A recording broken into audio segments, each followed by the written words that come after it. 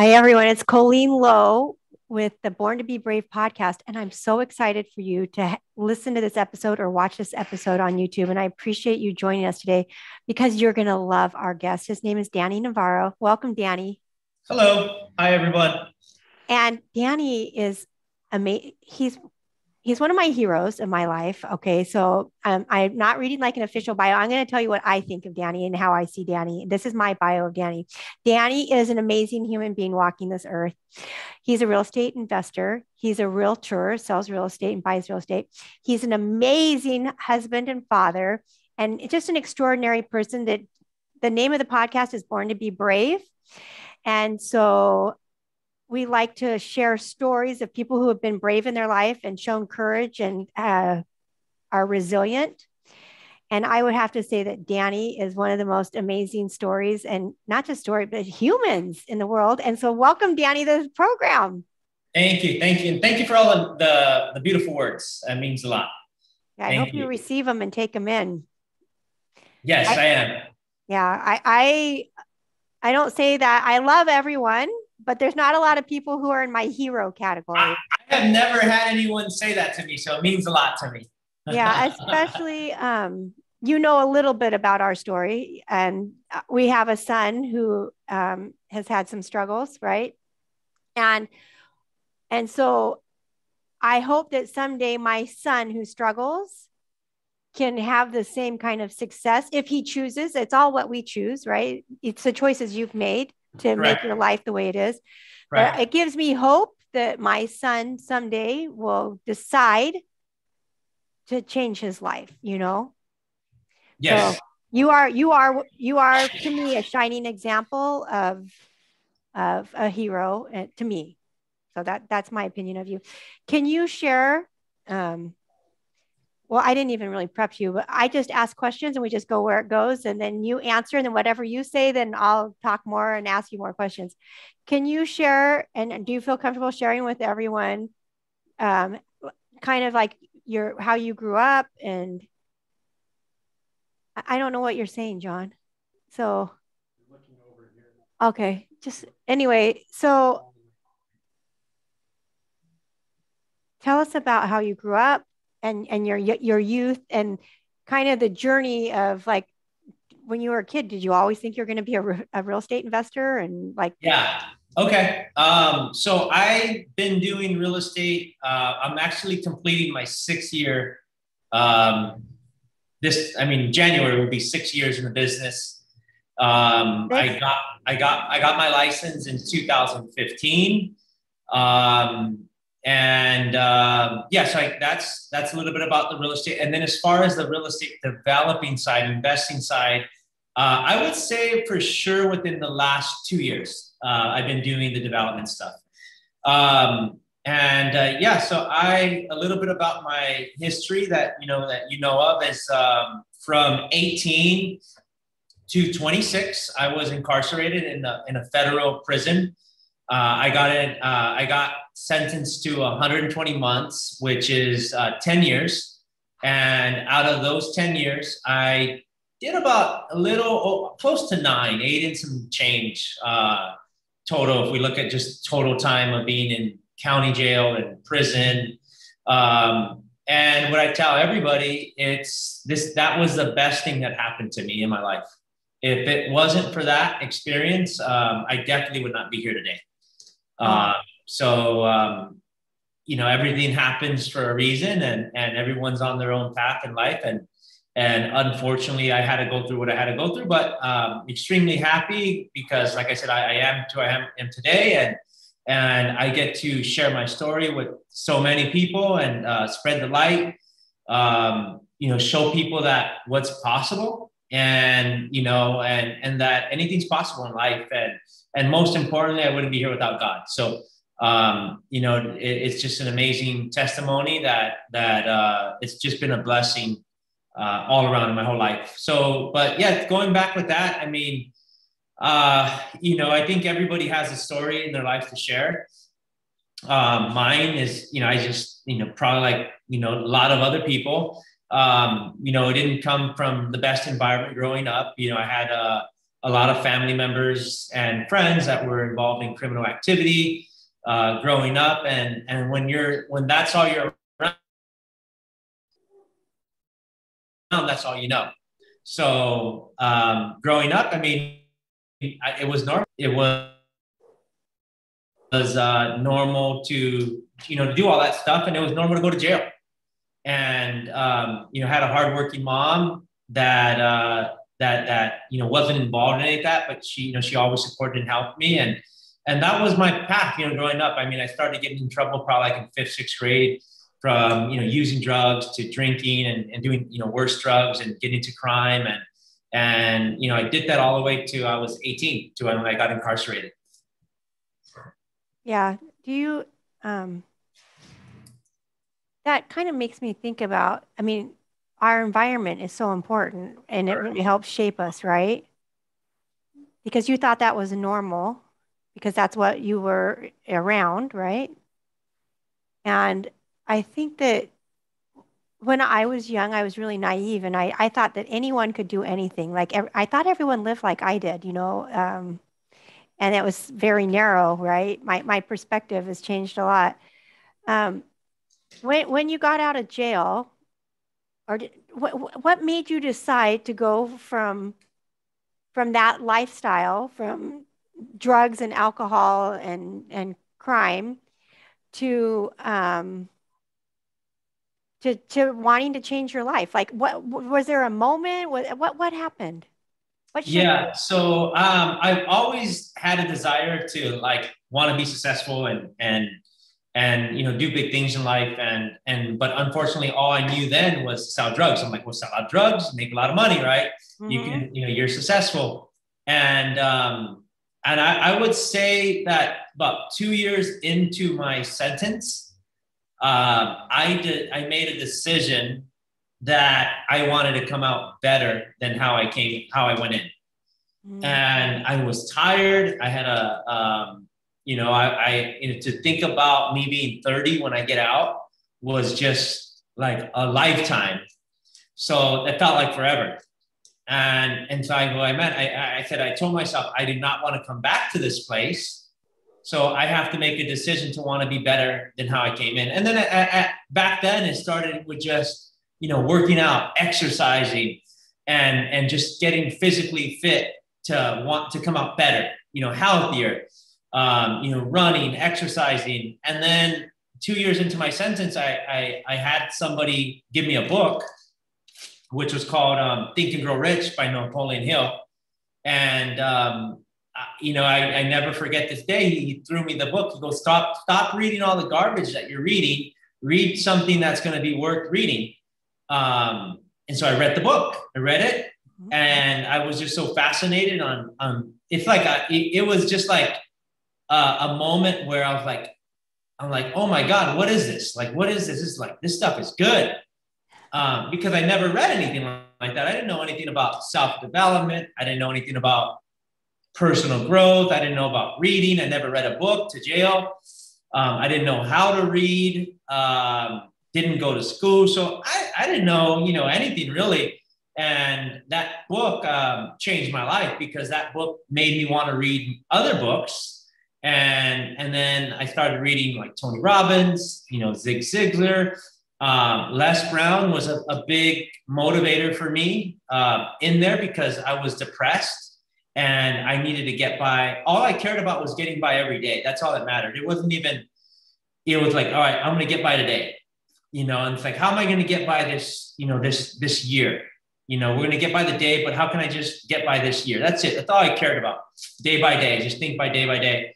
And I had to block myself out of the world, which I think I still do to this day, which can be healthy or not. But like I block myself out from going on and I just stay laser focused on something.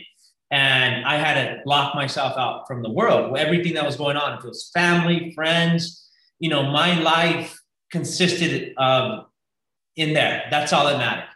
My friends were there, people I met, like everything. That's all that mattered. And so I started just reading. I started reading all these books, and then I decided, I learned how to think differently. And that's where it all changed. And then from there, I really had a desire to want to just do more and be more when I got out. I knew I wanted to get in real estate. I just didn't know what type of real estate. I didn't even know what real estate was. Like the beauty of it too is that I was in a federal prison. So there was a lot of successful criminals. There was, a lot of people with college degrees. I mean, hedge funds, stockbrokers, really high-end successful people. And I used to pick their brains because at the end of the day, they wouldn't have gave me the time out here. So I was able to learn from them and pick their brains and learn stuff, learn about reading magazines and real estate and like stocks and learning just a lot about self-growth and personal growth. And that's where it all started. And then from there, it didn't stop. Like every day got better. Every year got better. I worked on my mindset on just getting through the stress, getting through the depression, because it was, even though I look back, it went quick. It was a long journey in there. And I had to have, which now I know right out here, is I had to have a powerful mindset to get through there in the condition I am. And that's why I feel, where I'm at in my life right now of my environment that I went through. I think you have a very powerful mindset. And I don't think it, I know it. I know you, right? We worked in the same office. I didn't share that. We worked in the same office. That's how I met you. We were in the same office for years together. And I was so impressed with you. I even had you come and speak at one of my seminars with some of my clients because I think you're such a resource on not just mindset, but for real estate investment, real estate development. And I think that it's amazing what one can accomplish when you put your mind to it, right? Correct. Yeah. Yeah. And then you over time, because you said it got easier to create your mindset.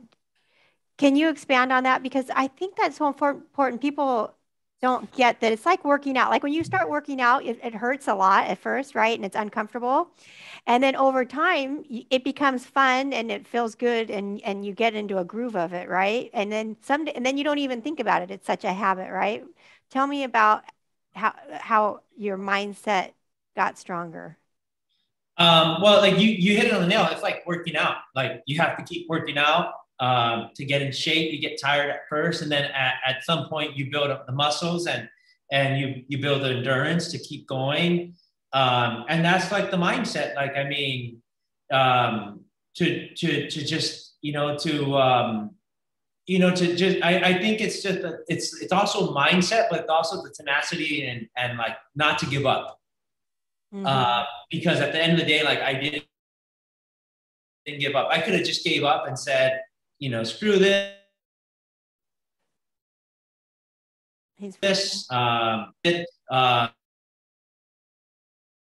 Through my actions, and I could have just blamed everyone else.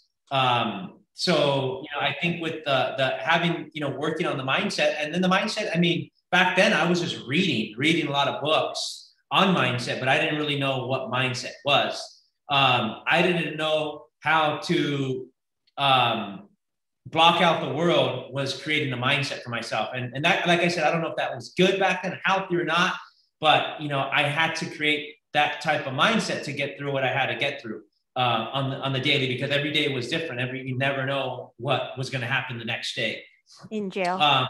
But yeah, back then it was just a lot of reading. And a lot of praying. I mean, it was not easy in there. It was very, very tough and very hard. I had to grow up really quick. I had to, act a lot older than what I was. And you can't show any emotions. And so back then it was, like I said, it was just a lot of reading. Now, what I can say, what mindset, what helps me create the more powerful mindset now is praying, meditating, visualizing stuff that I don't have or visualizing stuff that I want, and really really getting, getting the feeling of it, and then, being the person that I want to be. So that's an amazing husband, amazing dad, amazing brother, a successful business owner. I have to be that person now, and do those actions that require to be that person, and then to have the stuff that I want, that I will have. And I would say just, repetition has helped the mindset, every single day, just doing it over and over, and challenging myself, and thinking bigger, and doing things, and going places that I've never been, to expand my mindset, to want more. But I think it's really, not, it's controlling the ego, right? I think it really, if I can say now, like, knowing what I know now, like, I know I was probably using all this stuff in prison, but I just didn't realize. It was just read books, read books, read books. But now, like, really controlling the ego, into stepping out of that box into what's normal, right? Getting out of reality, getting out of what's comfortable. And that can be working out, that can be whatever it is, like just getting out, and really telling myself over and over that, I can do certain things. Because, our job as our ego is to keep us safe, keep us, in a box. Yeah, our brains and our egos want to keep us safe, and that limits us. Do you have routines or habits that you do on a daily basis that help you become the person you want to become and manifest? Let's talk about law of attraction. Are there habits that you have that help you? Because I know we used to belong to the AID group together. And do you have daily habits or routines or things that you do quarterly or whatever, however often? What structure do you have in place to help you manifest your ultimate and best life? Right. Well, we can't. It's a little different. Like, I mean, like, can you hear? Yeah, we can now. There was something. Okay, so my life is a little bit different these days. I mean, I didn't, we're getting used to, having a baby. Like, I mean, like, Yes, you have a baby. So she's 13 months, and it's just like, I mean, I'm doing things, and like stuff that, like, I never done before. So, like, like, my life's kind of all over the place with, as far as like routines. Like, I mean, luckily she sleeps good at night, and my wife helps me out a lot. But, I mean, it's kind of like, a little bit all over the place right now with scheduling, and learning how to be a dad, and learning how to just, be there for her. And so it's a little crazy, but I mean, if I can take you back to, like, like earlier on, and all that, I would say, one thing that I never has stopped is praying, really praying every morning. Having I have a prayer list of people I pray for, and really praying for others, and myself and my family, but really praying for others. And that's one thing, like, I have never stopped. And sometimes it's a minute or two, and sometimes it's an hour. Like, it just depends. But, back when I feel that I had more consistency and more of a scheduling in my life, and I was more doing a lot of the stuff. And I just do it now in my head, but, really coming from appreciation, right? Like, what we appreciate every single day. And really, I think I try to live my life, like, to really remember that tomorrow's not promised, that I can die tomorrow. So when I have that mindset, I'm happy. I'm not stressing about a deal. I'm not stressing about money. I'm not stressing about life. I'm like, who cares? Like, we can die tomorrow. Who cares? Like, let's enjoy the day. So that gets me happy, because then we don't know. Acting as if it's my birthday every day gets me in a good mood, because when it's your birthday, you got people calling you. Everyone's like, what do you want to do? Well, that should be every day. You're happy, you're excited. Well, to me, why can't we live like if it's our birthday every day? Or if we're like on vacation every day. Um, and that's what I try to think about, because I think for real estate agents, we get stuck into this day to day. We have to make we have to, and not saying that I'm not doing it, because I am, making phone calls every single day. I am at the office, 50, 60% of the time at a certain time every single day. I'm very disciplined. But we just get into like this robot mode where, clients, open houses, showing homes, escrow, and we kind of forget, and you just kind of get stuck into this rat race of just day to day.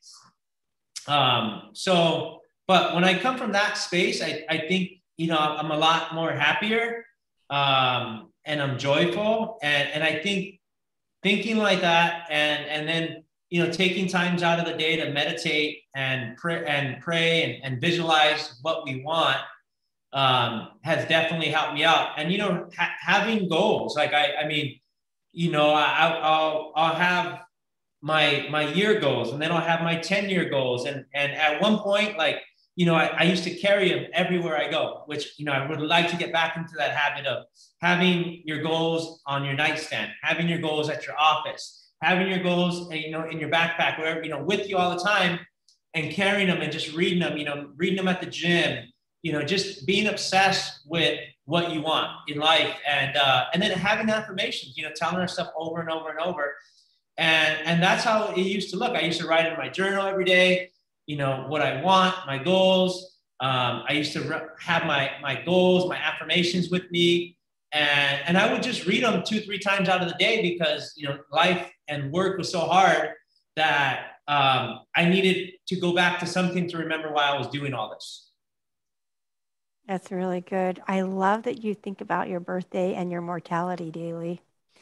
And prayer is so important for me, too. I feel like that connection with God is so important. And he's the best partner, the best business partner, the best person to help you be the best Yep. dad, the best Yep. mom. He's the best at everything, right? He has the best advice for your business deals, for your relationships, for everything, right? And brings the peace. Yep. I was thinking about coming from contribution, and one of the reasons that I love you so much is because I've witnessed you coming from contribution and giving back. Can you tell us a little bit about how you give back to others, and especially to the greater community and to the world? Yeah. Well, I feel like, my job here on earth, and if it's just with my family, I'm here to serve them, right? I'm here to help them. I'm here to help give them a better life. If it's my wife, my kids, my parents, I'm here to, have them experience stuff they haven't experienced, because we make a lot of money and we can do that. We can help out.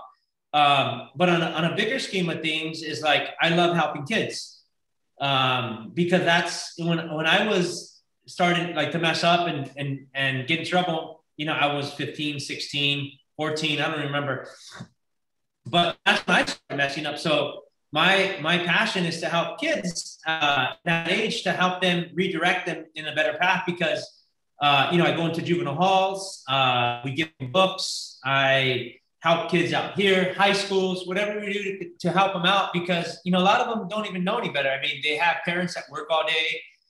They don't see their parents. They don't. Their parents are not cooking dinner because they're working all day, and they have all this time on the world after school, if they go to school, and then they're in the streets, and I didn't have anyone to show me a better path in life.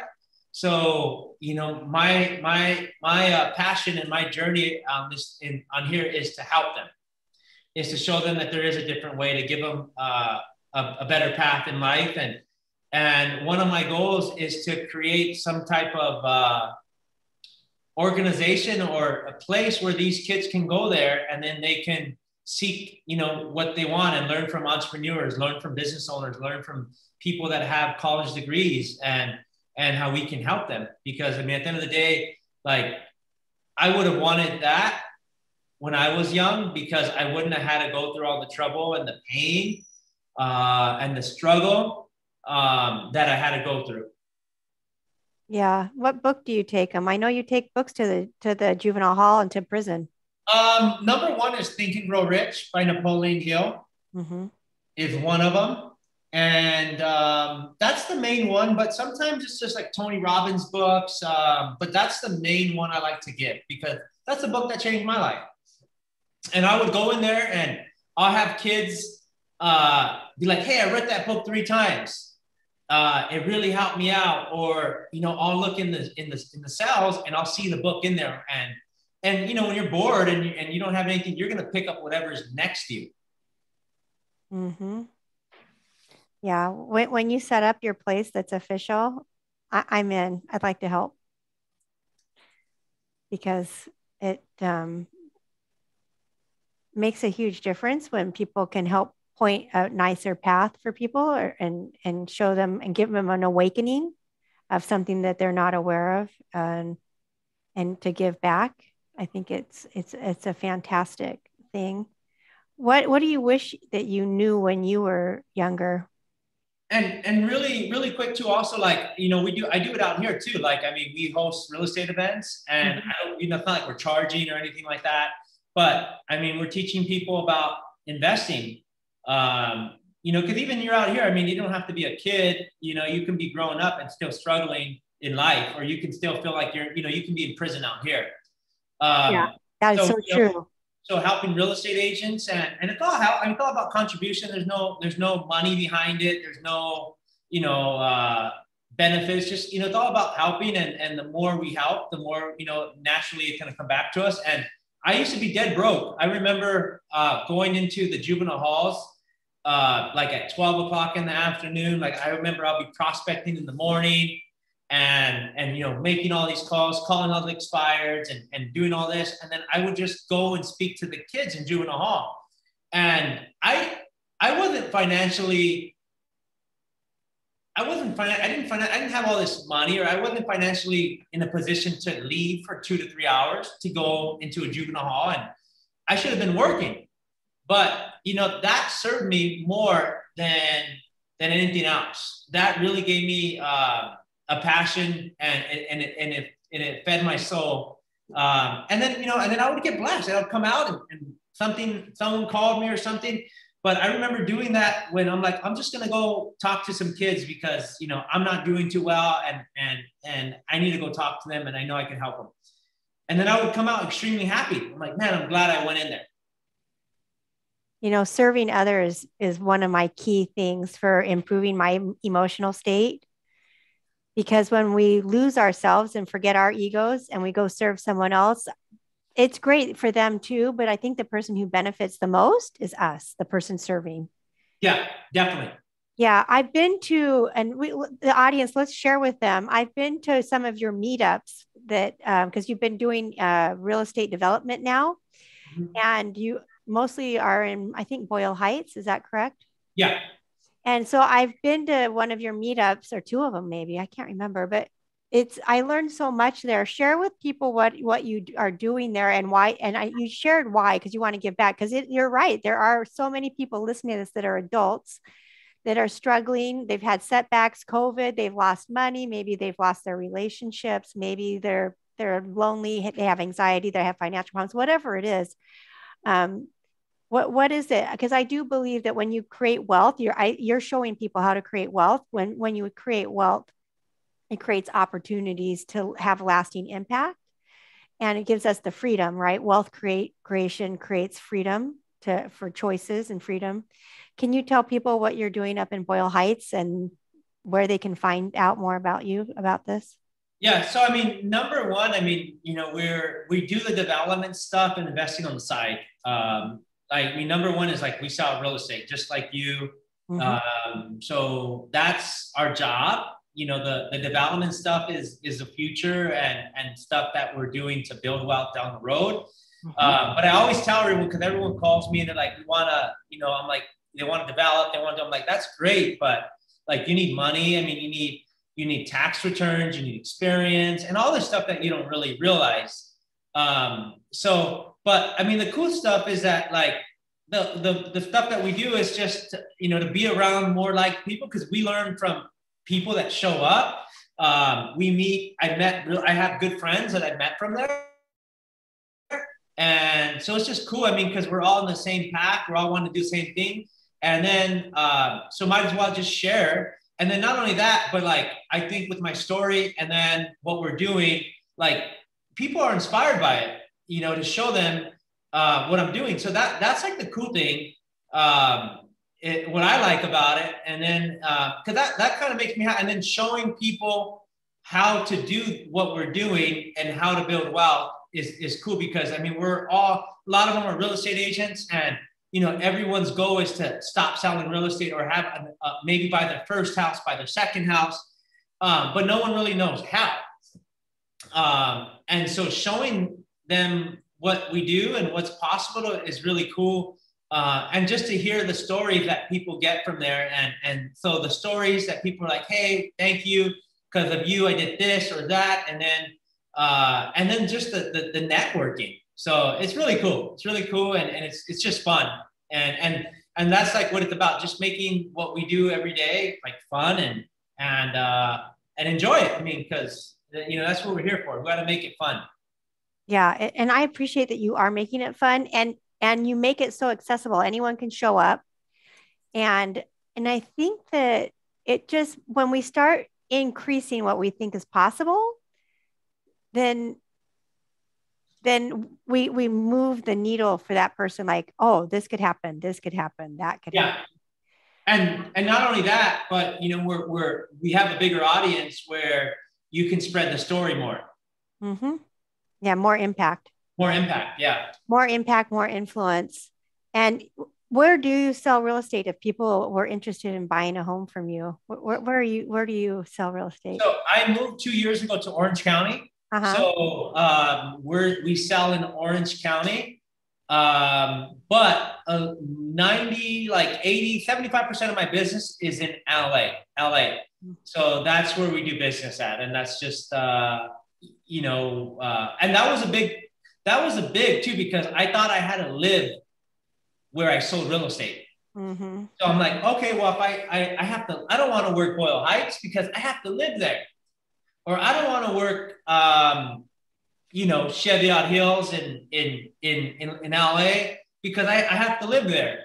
And I don't even go out there. Like I go maybe once or twice a month to LA. Everything's done through DocuSign. Everything's done virtually. Unless they really, really want to meet me, we meet them. Other than that, like I'm kind of designing my real estate life where I can do it anywhere. So if I'm on vacation, I can work remotely for an hour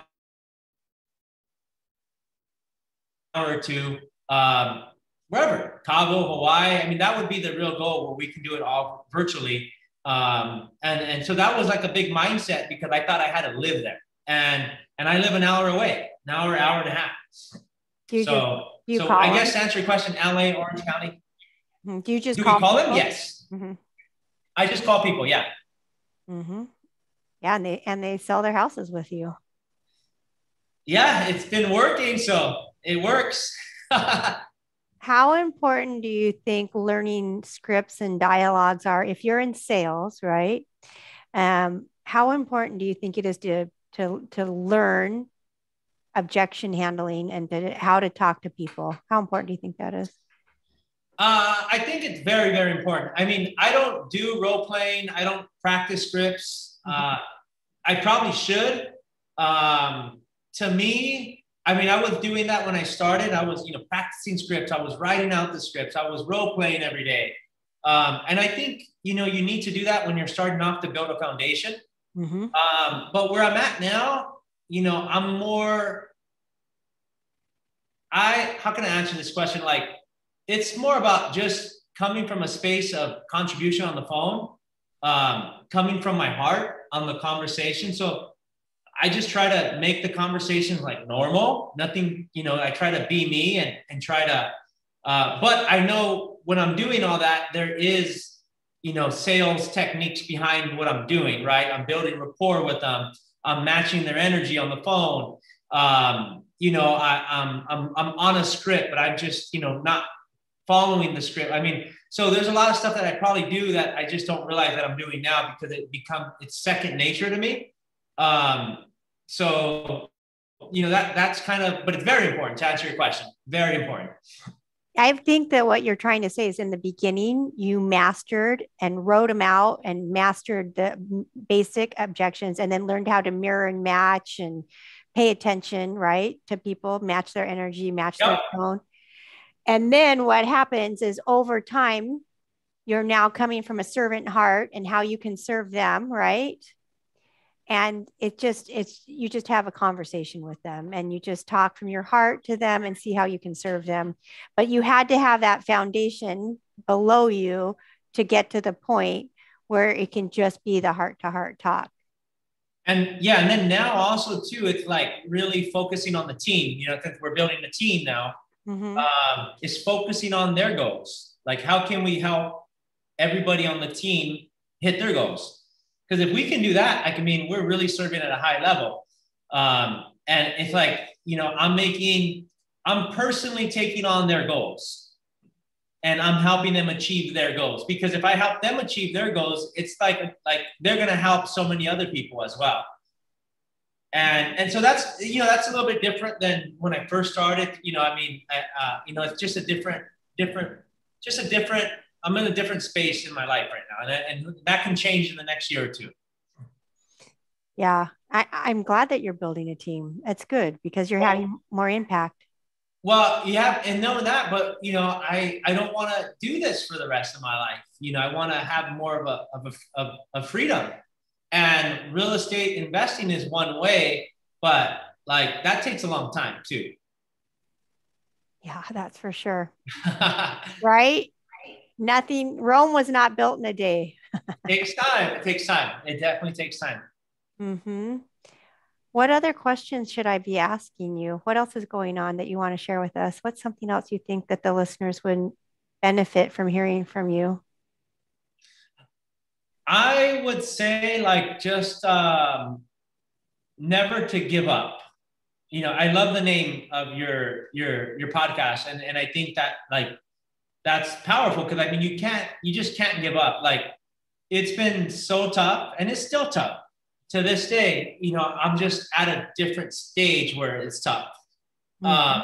And you just tell the audience to never really give up. If you just stay on the path and understand that everything takes time, that it will happen. But life's tough and we sometimes have to go get a job. We maybe have to do Uber or whatever it is. And then we get distracted on our goals and then we give up. And that, I guess that would, I really want to share that, just to never really give up on what you really want in your life. Yeah, I think that for me personally, I've always wanted to do the podcast and the YouTube channel and do what I'm doing right now on, besides selling real estate. And I had to take a break because I started the podcast when I had, my son had cancer and then my other son went back on drugs and alcohol. So I had a lot going on. And I took a break, a 3-year break, but I not giving up, right? I picked it back up when my life I made some adjustments and there was more calmness in my life. And I got recentered. I needed to get recentered myself. What do you think about? I think it's so important not giving up. What do you think about self-care and loving yourself? That a lot of people are talking about that. Do you think that's important to love yourself? Yes, I think also too is you just got to enjoy your life. Mm-hmm. I think I came out, right? I came out of prison and I just work day in, day in, and I before you know it, 5 years, a year went by, 2 years, 5 years. Now I'm going to my 6th year. I'm like, dang, it went so fast. And I was just stuck working. And me more right now where I'm at and what I would share to others is, don't listen to other people, stay on your own path. Everyone has different goals. And sometimes we get stuck in social media and we see other people. We're like, oh, well, we want that goal. But you got to do whatever makes you happy. You got to do whatever you're passionate about. And number one, you want to have peace of mind. So, I don't want to do anything that's not going to give me peace of mind. Yeah, am I growing? Am I stressed out? Yeah, but like I don't want to have partners. I don't want to be in business. I don't want to have clients. I don't want to do any real estate or have anyone in my life that's not going to give me a peace of mind. Because that's what it's about. I don't want to be stressed, over stuff or people and can't sleep and I just want to have peace in my life and even though I'm in control, no one can take away my peace and joy. But I want that. That's what I want in my life is just peace of mind and just to have fun because time goes by. Like my time in prison went fast. The time out here is going fast. And like every day, just have fun, enjoy it, and not. I think I took life so much too serious, where I was just like you see me. I remember that, Danny. I was at the office. Oopsie, you just cut out. 24/7 because I had to do this, and I would be at the office 24/7 because I was so like just wanted to do this, and I took life too seriously and it didn't come.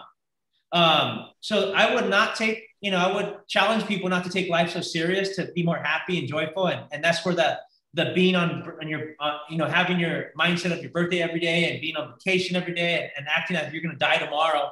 And it takes the ease off of the person, at least for me. But with loving yourself, I think, that's very important because I think my success, I have sabotaged a lot of my success with money.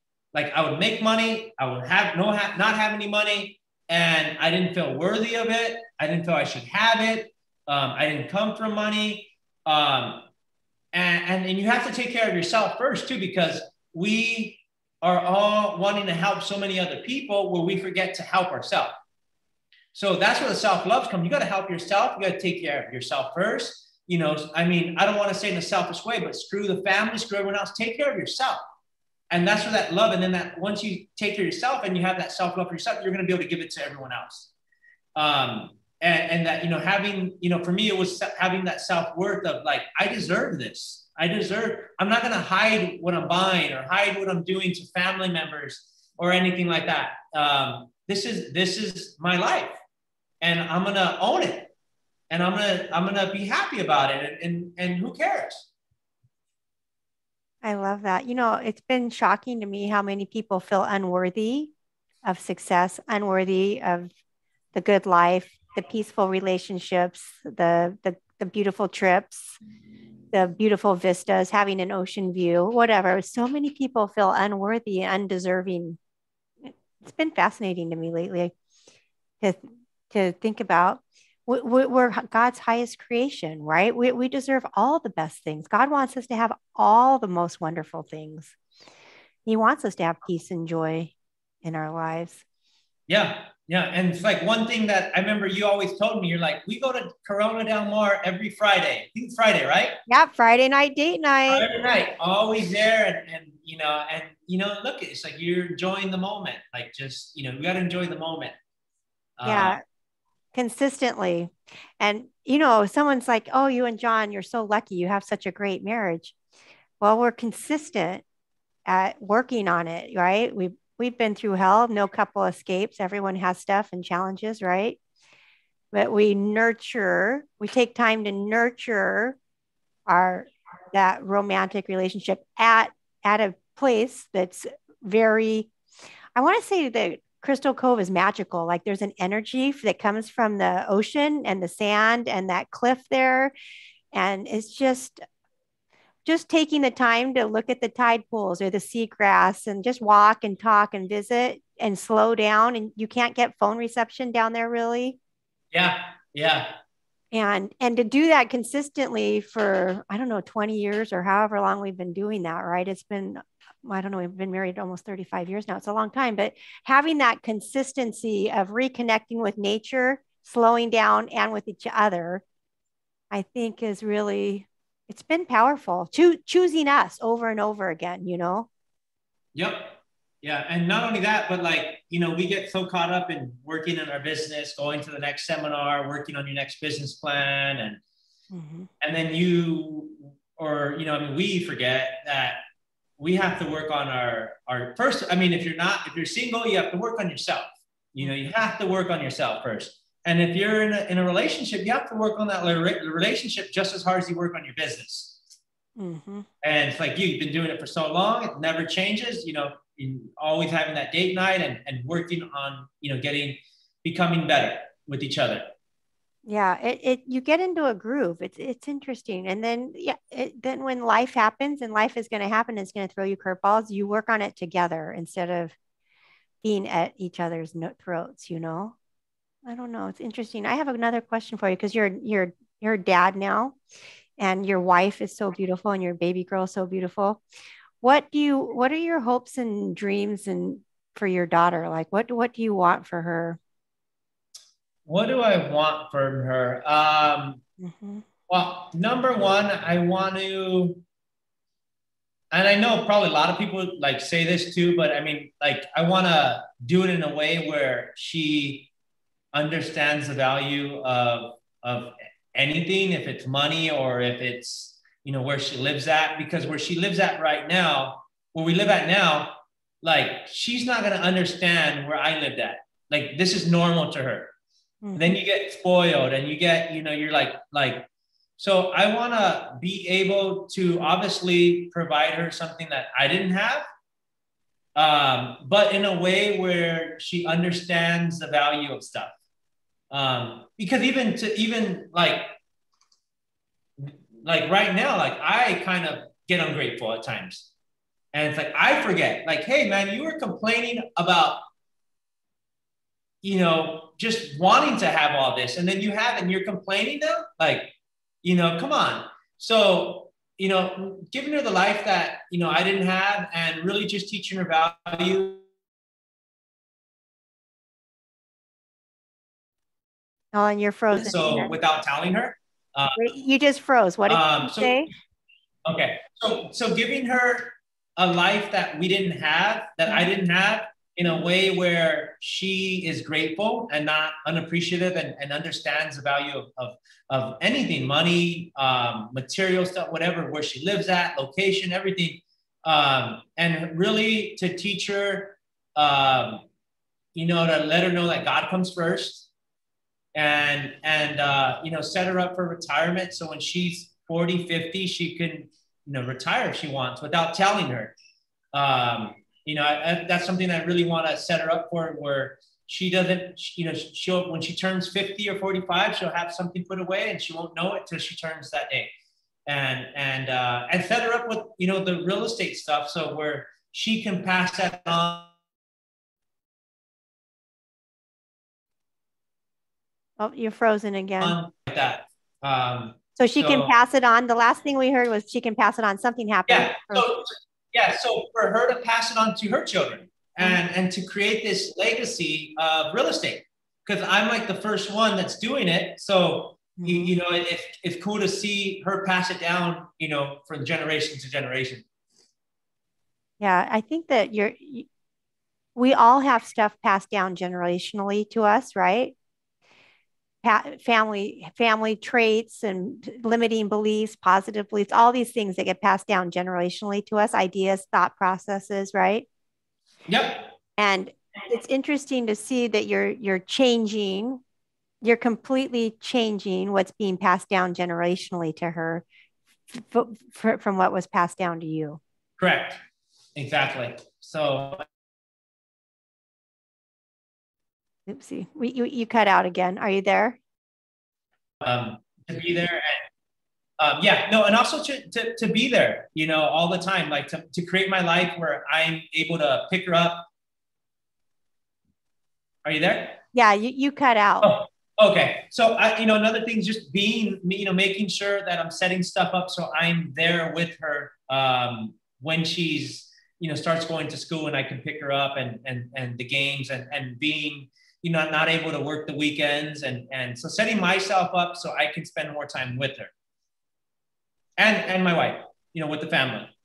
I like that. It's a good goal to have the freedom to how you want to spend your time and to be present for your wife and your daughter. And you know, I love my dad, Hmm. and you know, I don't have any resentment or hate towards him, but you know, he wasn't the best. And but he, you know, it's like Anne May said it. She said it really good one time. She goes, you know, you can't be mad at them. They're just reading out of the book that they know of, and that's the same book. They're just reading out the same book. But to be a father that I would have wanted for me. I love that. I do think that our parents are all doing the best they can because Yeah. with the knowledge and the generations of stuff that's been passed down to them. Yep. And I love Enmei. I interviewed Enmei, and wow, isn't she a gift to all of us? Yes. Yes.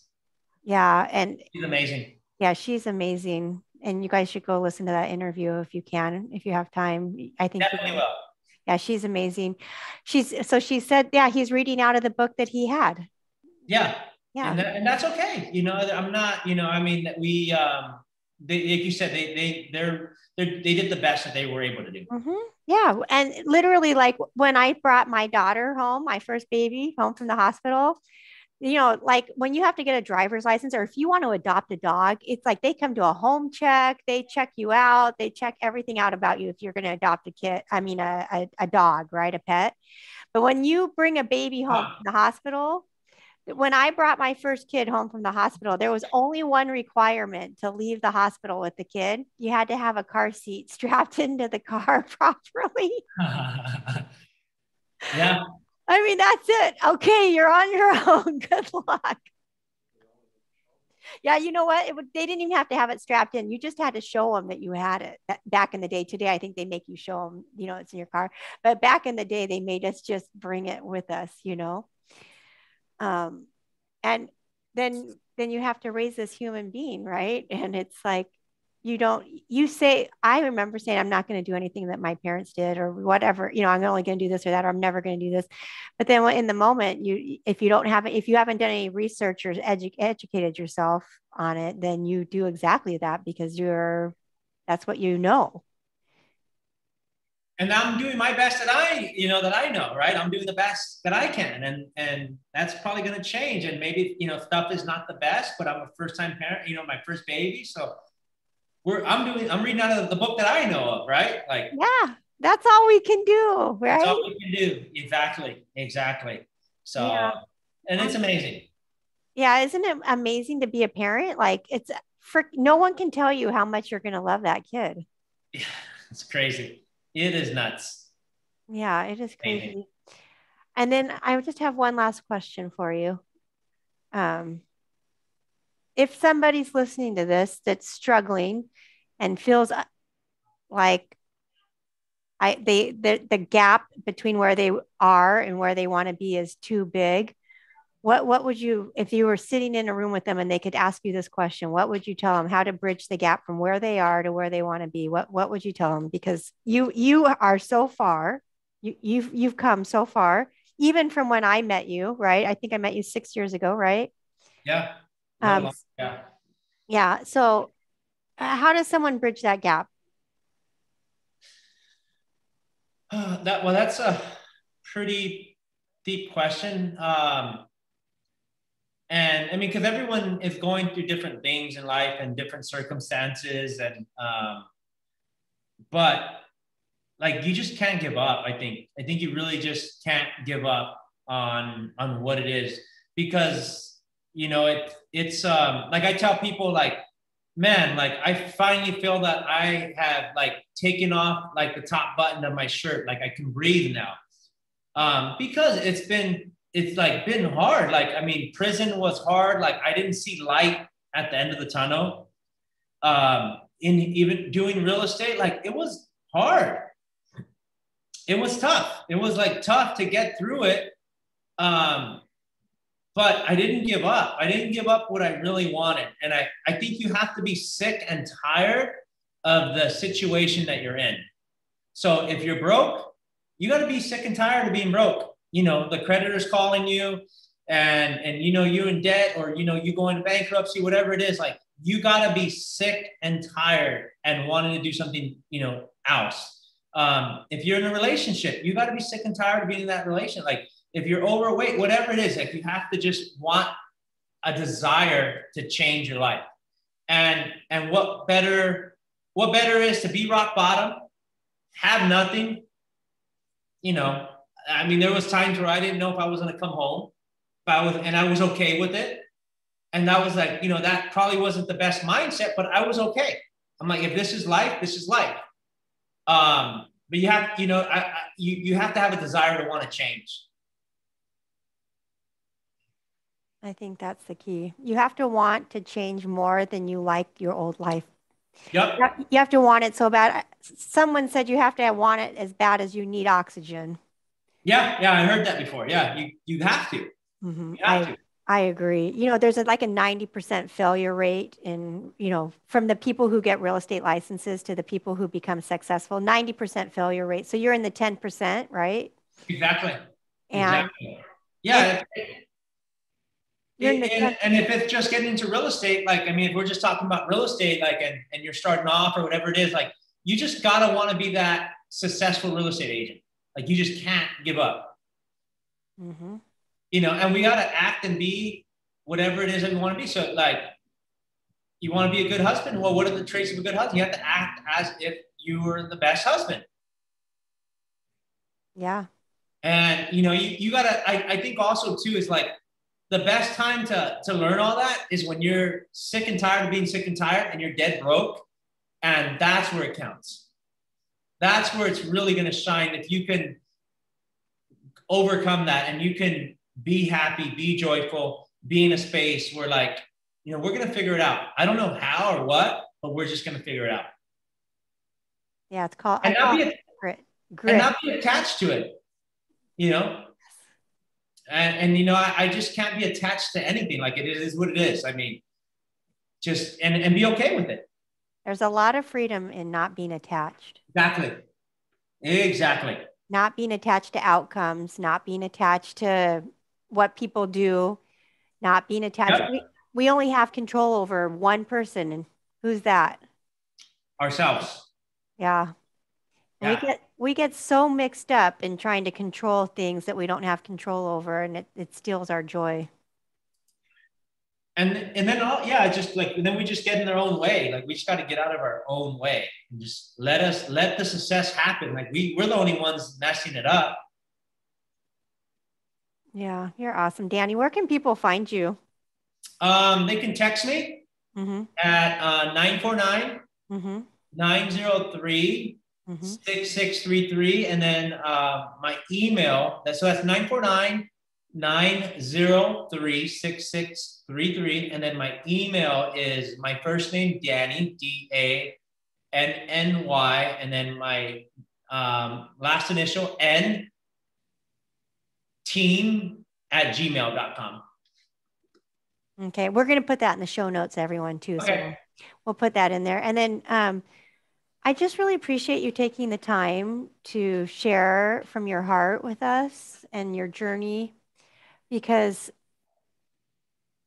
you are one of my heroes. When I first met you, you were the workaholic. You worked all the time, and you were so focused and serious. And I'm glad that you know how important fun is now too, because I think fun, I've been studying the brain a lot. I've really been studying a lot about brain and brain chemistry and how the brain reacts to things. And because I feel like our brain controls everything, the story we tell ourselves and how the paradigms we see. And so I've been studying the brain and fun. One of the things I've been just found out is that the fun is so important for your brain, for success and peace in your life.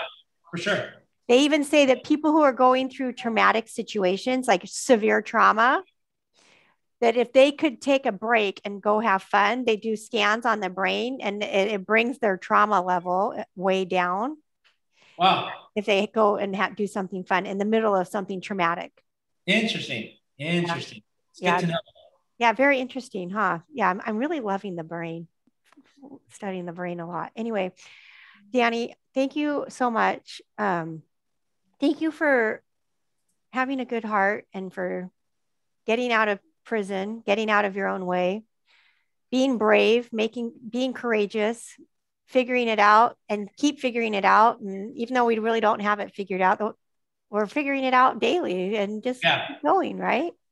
Yeah. It just, and we just gotta just act as if, and like, you know, like a lot of people, like I talk about faith, right? Just having faith. Like we really gotta walk in faith in everything that we do.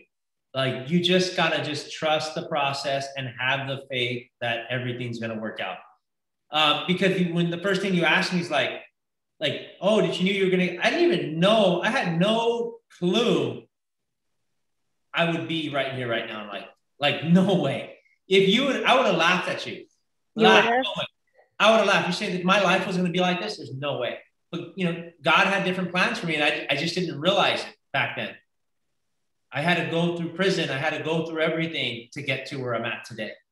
So you just got to have the faith, and just it might not be the best stuff going on right now. Maybe especially Christmas time. You know, there's a lot of people that are not doing too well probably for Christmas, and just got to just it's okay.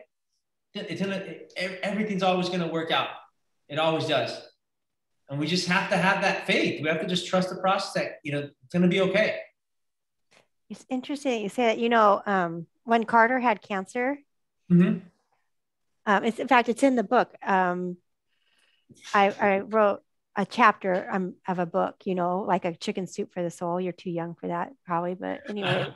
um, anyway, I talk about trusting in the I was yelling at God because it looked like Carter wasn't doing well and they couldn't get him stable.